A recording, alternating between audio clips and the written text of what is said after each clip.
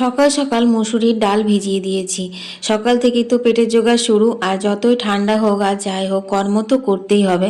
তাই আজকের ভিডিওটা এই মিস্ত্রি দাদাদেরকে নিয়ে শুরু করলাম। এরা সেই সকাল থেকে একদম সন্ধে পর্যন্ত জল সিমেন্ট বালি দিয়ে কাজ করে। তাহলে চিন্তা করো এরা কতটা কষ্ট করে। আমরা তো মোজা পরে চটি পরে সোয়েটার টুপি পরে সারাদিন কাজ করি, তাতেই আমাদের এই ঠান্ডা কি ঠান্ডা কি ঠান্ডা করছি, তাহলে এদের কতটা কষ্ট হয়।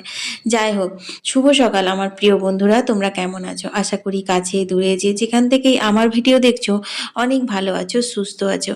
আজ তো সবে মাত্র 6 তারিখ হলো। আজ থেকে মনে বলে দিচ্ছে যে হ্যাঁ সত্যি কথাই বটে, শীত এবার পড়েছে বটে। তো এখনো তো চলবে এই শীতটা অনেক দিন, তাই আমাদের সবাইকে কিন্তু খুব সাবধানেই থাকতে হবে। কারণ এতটা শীত আমাদের শরীরে নেওয়ার মতন আমাদের শরীরগুলো এখন আর নেই আর কি। বেশ বলছে নাকি 15 থেকে 16 বছর পর এইরকম এতটা পরিমাণে শীত পড়ছে। সত্যি কথাই অনেকদিন তো আমরা এরকম বলছিলাম শীতের পোশাক তো এখন লাগেই না, লেপ তো এখন লাগেই না, সেরকম ভাবে ঠান্ডা পড়েই না, গরম গরম গরম। কিন্তু এই বছর দারুণ ঠান্ডা পড়েছে। যাই হোক বন্ধুরা, তোমরা আমার পাশে থাকো, সম্পূর্ণ ভিডিওটা দেখো, আশা করি তোমাদের খুব ভালো লাগবে।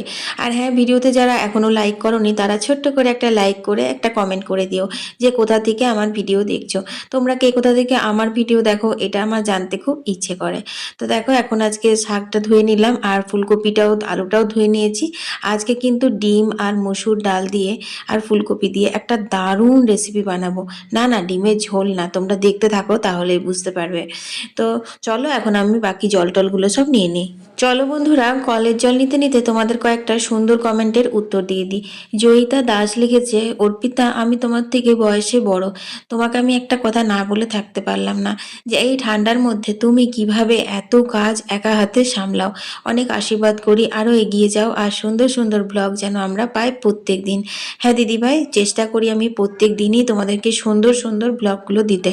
তবে হ্যাঁ, তোমরা যদি এরকম সুন্দর সুন্দর কমেন্ট দাও তাহলে কিন্তু আমারও এনার্জি আরও বেড়ে যায়। এর পরের কমেন্টটি হচ্ছে দিলীপ দাস লিখেছে, অর্পিতা তোমার ভিডিও দেখতে ভীষণ ভালো লাগে, আমাদের বাড়ির প্রায় প্রত্যেকেই তোমার ভিডিও দেখে, অনেক এগিয়ে যাও বুনু, আমরা পাশে আছি। ধন্যবাদ দাদাভাই এত সুন্দর করে মনোবল বাড়ানোর জন্য। আর তোমাদের মতো সুন্দর সুন্দর বন্ধুদের সুন্দর সুন্দর কমেন্টগুলো পেয়েই কিন্তু আমার এনার্জিটা আরও বেড়ে যায়। তো বন্ধুরা, আমি কিন্তু কাজবাজ সেরে একবারে স্নানটা সেরেই নিলাম, কারণ প্রচণ্ড ঠান্ডা পড়েছে আর মা বলছে যে এই ঠান্ডার মধ্যে আমাকে পুজো করতে করতে ইচ্ছে করছে না। তো বললাম ঠিক আছে চলো আমি পুজোটা দিয়ে দিচ্ছি। তো সেই জন্য একবারে স্নান করে কিন্তু আমি পুজোটা দেব। তো দেখো এখন আমি সূর্যদেবকে জল দিয়ে দিলাম, এরপর কিন্তু পুজোর জলগুলো এখান থেকেই নিয়ে নিচ্ছি। আসলে আমার ওদিকে জলগুলো নেওয়া হয়ে গেছে, কলের জলটাও পড়ছে, আর ওই ড্রামটাও ভর্তি করে দিয়েছি। ওই ড্রাম থেকে নিয়েই এখন মিস্ত্রি দাদারা কাজ টাজগুলো করছে। কুয়ো থেকেও তোলে, কিন্তু ওদের একটুখানি সুবিধে হয় এই ড্রাম থেকে নিতে। গোপাল কৃষ্ণ দাস লিখেছে, অর্পিতা তোমার ভিডিও দেখতে খুব ভালো লাগে, তোমার সেদিনকের মাছের টকের রেসিপিটা অনেক ভালো লেগেছে, এই শীতকালে গরম ভাতের সাথে জমে যাবে জাস্ট। হ্যাঁ, মাছের টকটা খুব সুন্দর হয়েছিল দাদা ভাই, আর ধন্যবাদ আমার ভিডিওতে কমেন্ট করার জন্য। তবে হ্যাঁ, মাছটা আমি পচা পচা বলেছিলাম, কিন্তু অতটাও খারাপ ছিল না, আর খেতেও বেশ সুন্দর হয়েছিল। তবে টাটকা ফ্রেশ মাছেও কিন্তু আমি এই রেসিপিটা আর একবার বানিয়ে দেখব, যে পচা মাছের বেশি স্বাদ লাগছে ওই রেসিপিতে, ভালো যাচ্ছে না টাটকা মাছটাই ভালো যাচ্ছে। কি কি সব পাগলের মতন বলে যাচ্ছি না তোমাদের সাথে। চলো, আমার কিন্তু এদিকে জলের নেওয়া নিয়ে সব হয়ে গেছে, তুলসী মাকেও জল দিয়ে দিলাম, এদিকে সূর্যদেবকে জল দিয়ে দিলাম। এবার ঘরের পুজোটা সেরে নিগা চট করে।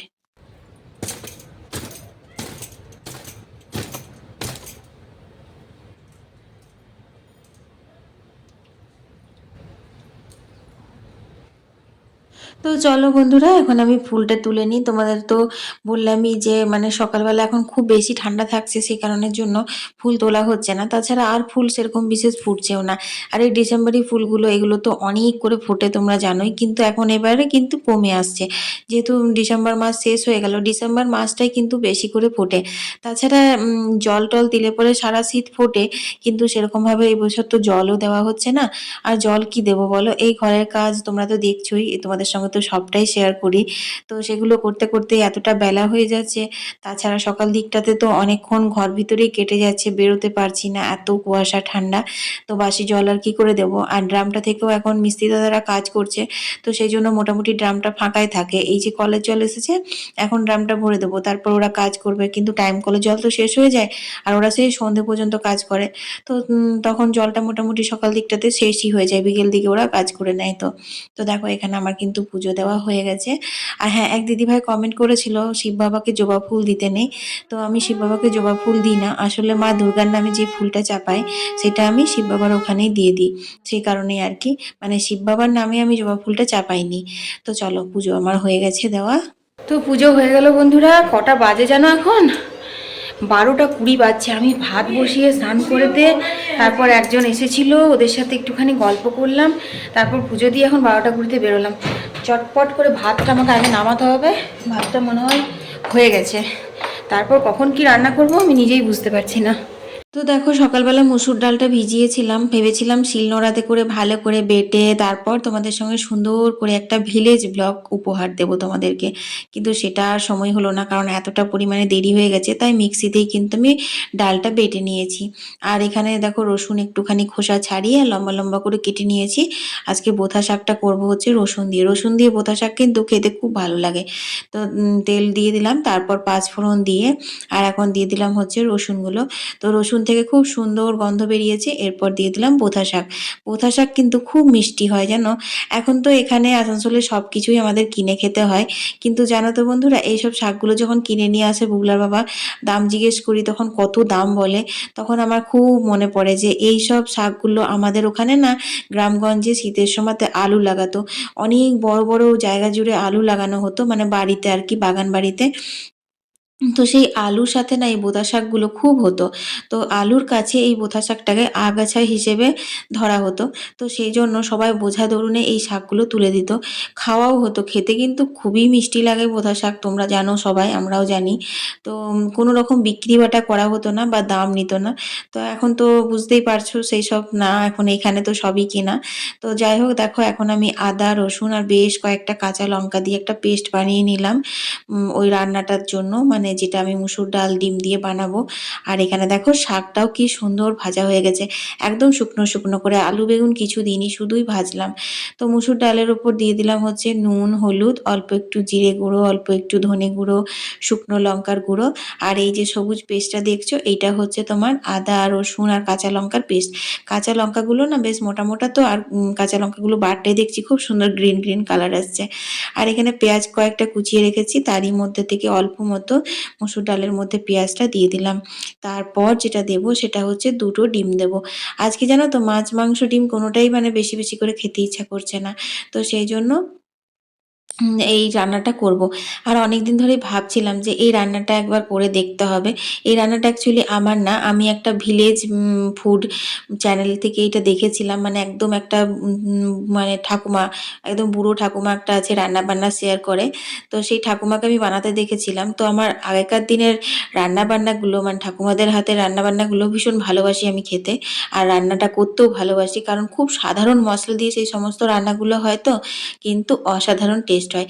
জানো তো আজকালকার দিনে বিভিন্ন ধরনের সস, কাজু বাদাম, মগজ বীজ বাদাম, এই সেই দিয়ে রান্না হয়, একদম গ্রেভি টাইপের। ওগুলো না ভালো লাগে না খেতে। যতই বলো না, আমার একদমই পছন্দ না আর কি। আমিও করি, তোমরা হয়তো বলবে তোমার তো প্রায় দিনই ওইসব দিয়েই রিচ রান্না হয়, এই হয়। তো আমার যেহেতু বুগলার বাবা দুজনাই মানে ওইসব রিচ রান্না খেতে পছন্দ করে, সে কারণে আমি বানাই। কিন্তু আমার যত নর্মাল দেশি খাবার হবে, যত হালকা হালকা খাবার হবে, ততই কিন্তু আমার খেতে বেশি ভালো লাগে। অবশ্য বুগলার বাবাও পছন্দ করে। আর এই রান্নাটা তো বুগলাও খুব পছন্দ করেছিল। তবে বুগলা এখনকার দিনে ছেলেপুলে ওর একটুখানি মানে স্পেশাল কিছু না আর কি, একটু মাখো মাখো টাইপের, কষা কষা টাইপের এই ধরনের মুখ হয়ে গেছে ওর, বুঝলে? তো দেখো আমি কিন্তু সুন্দর করে মশলা পেঁয়াজের সাথে ডিমটা মানে এই যে মুসুর ডালটা আছে তার সাথে ভালো করে ফেটিয়ে নিয়েছি। এটা কিন্তু বেসন দিয়েও এরকমভাবে হয়, কিন্তু বেসন দিলে অন্যরকম স্বাদ লাগে আর মুসুর ডালের কিন্তু একটা অন্যরকম স্বাদ থাকে। তো ওই ঠাকুমাটাই মুসুর ডাল দিয়েই দেখিয়েছিল, সেই জন্য আমি ভাবলাম না মুসুর ডাল দিয়েই করব, কারণ বেসন দিয়ে এর আগে আমি অনেকবার করেছি, ওটাও মন্দ হয় না, ওটাও বেশ ভালো হয়। তো মুসুর ডাল দিয়ে আরও ভালো হয়েছিল, মানে একটু অন্যরকম আর কি। তো দেখো আমি হাত দিয়ে এটা একদম পুরো সমান করে দিয়েছি। তোমরা চাইলে কিন্তু ফ্রাইং প্যানে করতে পারো। আমার খুব ভুল হলো, মানে কড়াইটাতে চাপিয়ে ফ্রাইং প্যানে করলে কি হবে জানো তো, উল্টাতে খুব সুবিধা হবে। আমার কড়াইটাতে একটু উল্টাতে অসুবিধে হয়েছিল বন্ধুরা, যেটা সত্যি আমি সেটাই বলবো। দেখো আমি ভিডিওগুলো দিই, আমি কিন্তু কোনো রকম মিথ্যে করে তোমাদের সঙ্গে শেয়ার করতে পারি না, কারণ আমি চাই না যে তোমরা একটা রান্নার জন্য একটা প্রিপারেশন নেবে, এত জিনিসপত্র জোগাড় করবে, তারপর সেই রান্নাটা হবে না, তারপর মনে মনে আমাকে গাল দেবে যে অর্পিতা দিদিভাই ভুলভাল দেখিয়ে দিয়েছে, বেকার করতে গেলাম, এইসব, ওটা আমার ভালো লাগে না। তো দেখো এখন আমি কিন্তু উল্টে নিলাম, যেহেতু আমি পাক্কা রাঁধুনি হয়ে গেছি সে কারণে। কিন্তু তোমরা যদি কেউ পাক্কা রাঁধুনি না হও তাহলে কিন্তু উল্টাতে পারবে না, কারণ আমিও না অনেক কষ্ট করেই উল্টেছিলাম ওটা। তারপর এখানে দেখো পিস পিস করে কেটে নিয়েছি। তারপর এসেছিল আমার একটা ফোন। তো সেই ফোন আমার একটা বোন ফোন করেছিল, তার সাথে গল্প করতে আমার কিন্তু তেলের ওপর ফুলকপি ভাজা হয়ে গেছে, পেঁয়াজ ভাজা হয়ে গেছে, তারপর আলুটাও কুকারে সিদ্ধ করে জল ঝরানো হয়ে গেছে। তারপর মশলাটা এখন কষাচ্ছি, ওই আদা রসুন কাঁচা লঙ্কার পেস্টটা দিয়েছি, জিরে গুঁড়ো ধনে গুঁড়ো পেঁয়াজ, এই তো। তারপর ভালো করে কষিয়ে জল ঢেলে দিলাম, তারপরে এই বড়াগুলো দিয়ে দিলাম। বন্ধুরা এটা কিন্তু একদম লাল করে মাখা মাখা করেও করা যেত, কিন্তু ওই যে বললাম যে আজকে একটু হালকা হালকা খেতে ইচ্ছা করছে, তার জন্যই কিন্তু ঝোল ঝোল করলাম, না হলে পরে মাখো মাখো করলে এটা সেই স্বাদ, বুঝলে, সেই স্বাদ। 1:25 বাজছে বন্ধুরা, রান্না হয়ে গেছে, তাড়াহুড়ো করে যেমন পারলাম করলাম। তো চলো এবার খেতে দিয়ে দিই, খাওয়া দাওয়া সারি। কোনো রকমে ধরপড় করে সন্ধেটা দিয়েছি, কি শীত করছিল গো, খাওয়া দাওয়ার পর একটু শুয়েছিলাম, তারপর তারপর দেখো এখন চা জলখাবার খাওয়াও হয়ে গেছে, নিয়ে পরে রেডি হয়েছি, একটু বাজারে যাওয়ার আছে, সেই ভাবছি কিভাবে যাব কি করব। তো এতগুলো সোয়েটার ফোয়েটার পরে কান মুখ সব বেঁধে তারপর বেরিয়েছি, মনে হচ্ছে যেন কোনো বরফের দেশে ঢুকে গেলাম। কি হারে ঠান্ডা পড়েছে বন্ধুরা, আরও বলছে বাড়বে, তখন তো বেরোতেই পারবো না, কারণ সেই যে মানে বরফের দেশে যেসব পোশাক আশাকগুলো পরে সেগুলো তো নর্মালি আমাদের কিছুই কেনা নেই, আমরা তো নর্মাল আমাদের যেমন ঠান্ডা পড়ে আর কি সেই সব পোশাক আশাক কেনা আছে, তাতে কিন্তু ঠান্ডা কাটবে না, বললে বিশ্বাস করবে না। 2-3টে উলি কোট পরেছি, উলেন কুর্তিটা পরেছি, তারপরেও কি প্রচণ্ড ঠান্ডা লাগছে, আর সেমনি শিরশিরেনি হাওয়াটা দিচ্ছে, এত হাওয়া দিচ্ছে কি বলবো। তো যাই হোক এখন আমরা দেখতেই পাচ্ছ কোথায় এসেছি, তো সব কিছুই তো এটাই মেন না, এটা ছাড়া তো সবই ফাঁকা ফাঁকা। তো চলো এখন একটু মার্কেটের দিকে যাচ্ছি, তারপর একটা মানে হয়ে গেল, সামনে আমাদের স্যান্ডেল বাজার, তোমরা তো জানো, ভেবেছিলাম আমাদের যেটা নেওয়ার সেটা ওখান থেকেই নিয়ে নেবো, তো ওখানে আমাদের জিনিসটা পছন্দ হলো না, তারপর আমরা আবারও আসানসোল যাচ্ছি। তো সেটাই বলছি যে এই ব্যাংক থেকে ঘুরে আমরা স্যান্ডেলে গেলাম, তারপর আবার ঘুরে এলাম, অনেকটা পথ হয়ে গেল, তার থেকে যদি প্রথমেই আসানসোল চলে আসতাম তাহলে পরে কিন্তু আমাদের অনেক তাড়াতাড়ি হতো। তবুও ভাগ্যিস আজকে স্কুটিটা আনিনি, আমরা ভেবেছিলাম স্যান্ডেলে যাবো, তো আমি বলছিলাম চলো স্কুটিটা নিয়ে বেরোই, তো বুগলা বাবা কি মনে হলো বলছে না রাতের বেলা তো চলো বাইকটা নিয়েই যাই। তো এই আর কি, তো চলো এখন ঘরে ফেরা যাক। বন্ধুরা আসলাম, কি তোমাদের সঙ্গে ভিডিও করব আর কি শেয়ার করব, কি ঠান্ডা মুখ চোখ একদম তোমার বেঁধে সেঁধে কোনো রকমে এলাম, মানে মনে হচ্ছে এই তো এইটুকু রাস্তা, কিন্তু মনে হচ্ছে যেন রাস্তা শেষ হয় না, এতটা পরিমাণে ঠান্ডা। বুলা বাবা বলছিল চলো একটা চেনা দোকান আছে একটু চা খাই না, আমি বললাম আর আমি গাড়ি থেকে নেমে চা খাওয়ার মতন অবস্থায় নেই, আমাকে কোনো রকমে ঘরে ঢোকাও বাবা, আমি বাঁচবো। এতটা পরিমাণে ঠান্ডা, আজ তো 10 ডিগ্রি চলছে মনে হয়, কাল পরশু করে তো বলছে 6 ডিগ্রি পর্যন্ত নামতে পারে, কি হবে ভগবান জানে বাবা রে। চলো রান্না বান্না করি। চাটা একবার খেয়ে গেছিলাম, তবুও আর একটু চা করলাম, বুলো বাবাকে দিলাম। আর এরকম আলু সেদ্ধ করে গেছিলাম, খোসাগুলো ছাড়াচ্ছি, এই লাল লাল নতুন আলু দিয়ে আর মটরশুঁটি দিয়ে ঘুগনি করব, আর রুটি করব, ডিম ভেজে দেবো, ডিমের অমলেট করে নেবো। যদি ডিমের কারি করে রাখতাম দিনে তাহলে বেশ এই ঘুগনিটার সাথে মিশিয়ে দিতাম, হয়ে যেত মটরশুঁটি দিয়ে ডিমের কারি, কিন্তু সেটা তো করিনি, তাই জন্য আজকে ডিম ভাজাই করব আর নিরামিষ করে তরকারিটা করব, মাও তাহলে খাবে। আর দুবার করার মতন ইচ্ছেও নেই আর টাইমও নেই, 8:30 বাজে। চলো চাটা খেয়ে নিই, তারপর তরকারিটা করব। বন্ধুরা চাটা খেয়ে নিয়েছি, আলুগুলো দেখো খোসা ছাড়িয়ে দিয়েছি, কড়াইও গরম হয়ে গেছে, চলো আলুর দমটা চাপাই। একদম নিরামিষ করে করবো, খুব বেশি আমি তেল মশলা একদমই দেবো না। তো দেখো এখানে হচ্ছে আলুগুলো প্রথমে, ও না সরি, ভুলে যাচ্ছি, ঠান্ডার মধ্যে একটু রাঁধুনি ফোড়ন দেবো। এই তরকারিটাতে রাঁধুনি ফোড়নটা বেশ ভালো যায়। আর রাঁধুনির সাথে অবশ্যই থাকবে কাঁচা লঙ্কা ফ্লেভারটা। এরপর আলুটা আগে ভেজে নেব।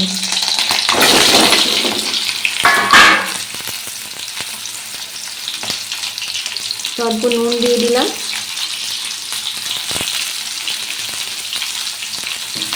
এবার আলুটা লাল করে ভেজে নেব। তো দেখো আলুগুলো কি সুন্দর লাল করে ভাজা হয়ে গেছে। এরপর দিয়ে দিলাম টমেটো। একটা টমেটো দিলাম, দুটো দিলেও ভালো লাগবে, কারণ এটা টক টক বেশি ভালো লাগে। এরপর আদা, হলুদ দিয়ে দিলাম, অল্প জিরে গুঁড়ো আর ধনে গুঁড়ো খুব কম দিলাম, কারণ বের করা নেই আর বের করতে পারি না, হতেই হবে। যেহেতু সবজি মশলা, এই আলুর দম মশলা আছে, একটা আলুর দম মশলা দেবে।